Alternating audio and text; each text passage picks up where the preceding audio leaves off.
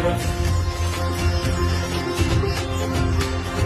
कर्पूरगौरं करुणावतारं संसारसारं भुजगेन्द्रहारं सदा वसन्तं विद्यारविन्दे भवं भवानी सहितं नमामि मन्दारमाला कलितालकारे कपालमालाङ्कितसुन्दराय दिगम्बराय च दिगम्बराय नमः शिवाय च नमः शिवाय कालिङ्गोटाङ्गणमन्दिरचरण डोळ्यान पाहिन रूप तुझे प्रेमे अलिंगिन आनंदे पूजिन भावे ओवाय नमणे नमः त्वमेव माता पिता त्वमेव बन्धुश्च सखा त्वमेव